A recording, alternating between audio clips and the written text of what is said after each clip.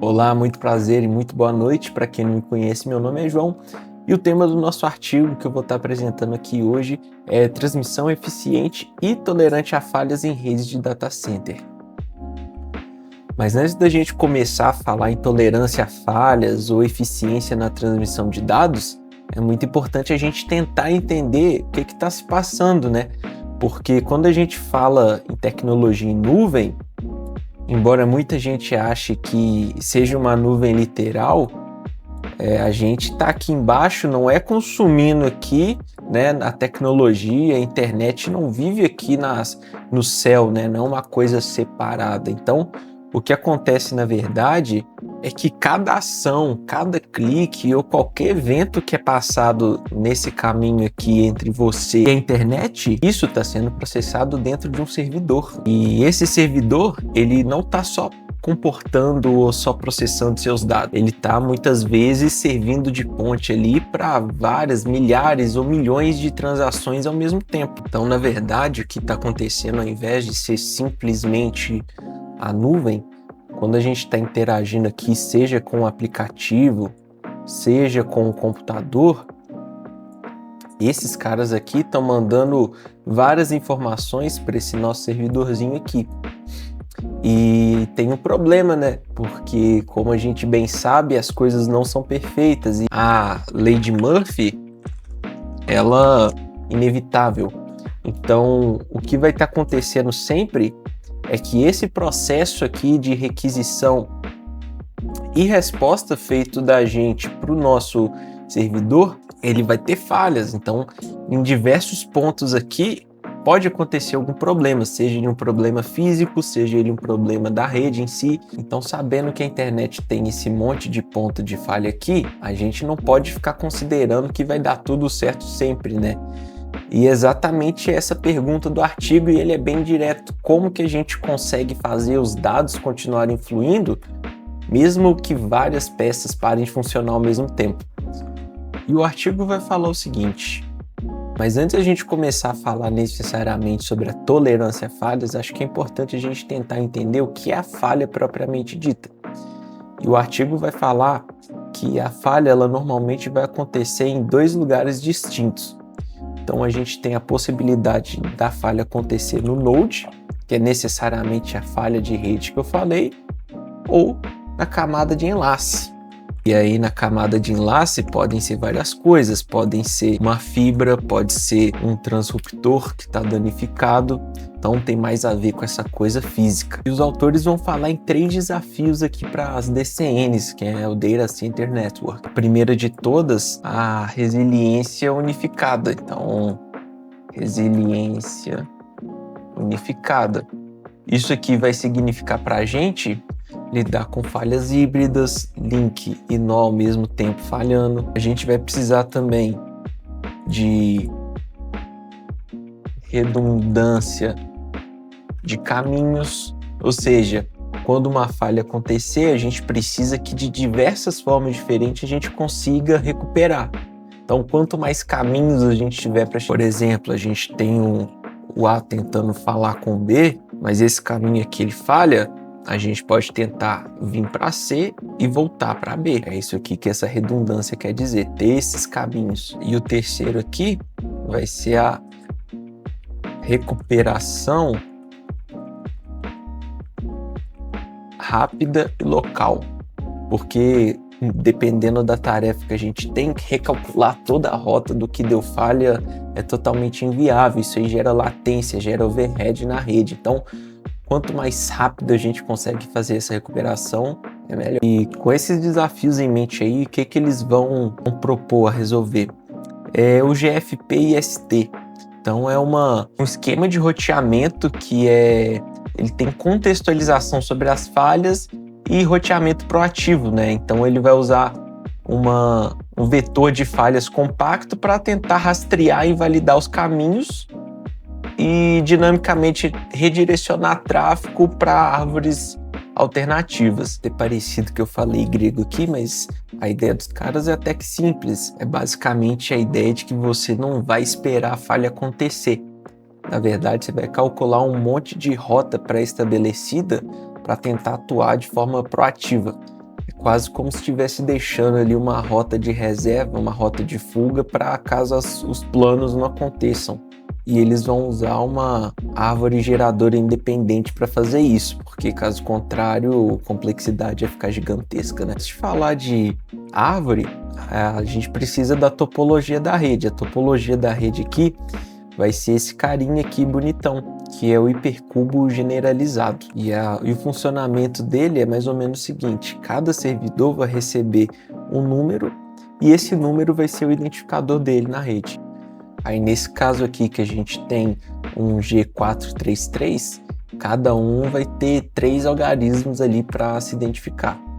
E a vizinhança aqui vai ser dada a partir de uma regra que 2 nós são vizinhos se, apenas se, eles tiverem a diferença de uma unidade. Aí ele fica com essa carinha aqui bem simétrica. Ela, apesar de parecer que tem muita coisa, acaba que no final das contas não tem.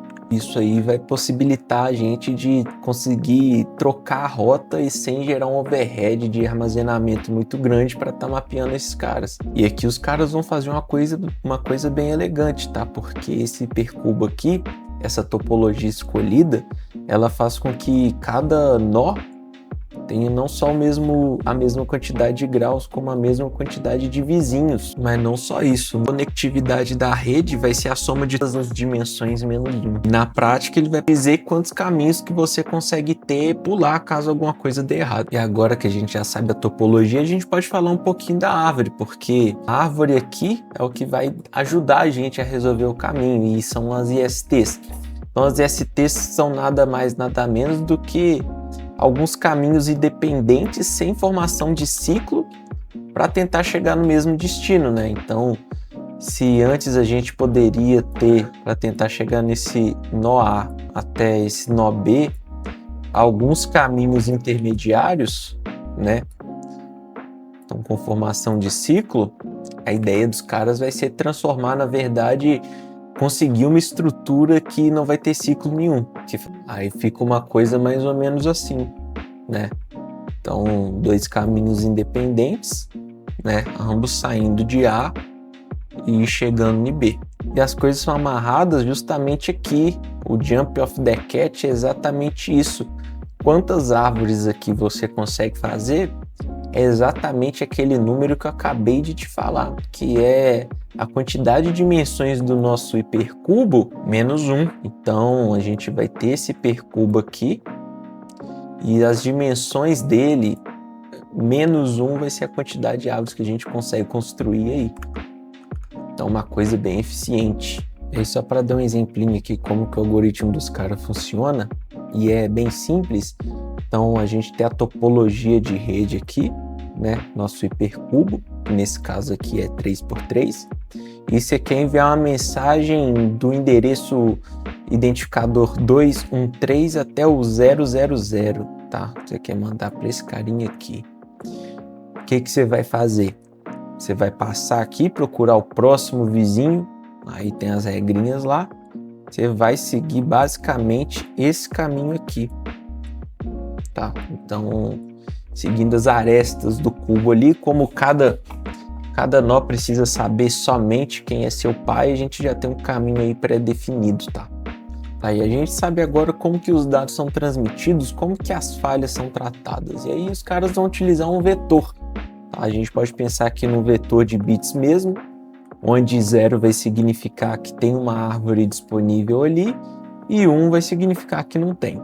Então, no caminho que tá todo mundo 0 aqui, é o caminho mais curto, então você não precisa fazer nenhum tipo de alteração na sua rota. Daí, analogamente, quando tiver tudo 1, quer dizer que não sobrou caminho nenhum, mas eles mostram ali que é um caso bem extremo. E aí o algoritmo deles para verificar se tem um caminho para ele seguir ou não é esse aqui. Eles vão olhar se tem um caminho, uma rota disponível de X para Y, se tiver eles vão passar por ali. Pode acontecer do caminho estar disponível, mas o próprio Y ter morrido, então ele vai fazer uma anotação e vai buscar evitar todos nós mortos a todo momento. E aí vai ter um truque bem espertinho da parte deles, que é o truque do arco reverso, que basicamente eles vão tentar verificar que quando o link de X para Y está falhado, muito provavelmente o inverso dele está sendo utilizado ali por outra árvore. E aí ele vai tentar priorizar ali justamente essa árvore que está usando essa aresta no sentido invertido. Mas basicamente eles conseguiram provar nessa questão do arco reverso, mas vale parar na garantia? Então, essa é uma contabilidade fácil, é uma conta tranquila de ser feita. Porque se existem várias árvores independentes, então cada falha que você encontrar aí pelo caminho, basicamente você vai estar gastando ali uma dessas árvores aí que já estavam à disposição para serem utilizadas. Então, se você aí tem menos falha do que árvore, você sabe que tem pelo menos um caminho aí intacto que você pode seguir que vai dar origem até o destino. Isso aí garante que não tenha loop, retransmissão e sem visitar também ali aqueles nós que estão mortos. Aí sobre os resultados, eu já vou adiantar que o GFP foi bem consistente. Ele saiu aí na construção do caminho de 16,5% mais ou menos contra 20% dos outros dois e num tempo aí de 0,83 milissegundos. A taxa de recuperação, que foi a métrica que mais chamou atenção, o GFP ele vai cair bem mais, de forma bem mais suave do que os outros dois, dando aí mais ou menos 82% contra 78% e 75%. Aí você pode achar que tem pouca coisa, a diferença é pequena, mas pensa aí numa rede com milhares de nós conectados, a diferença acaba sendo gigantesca.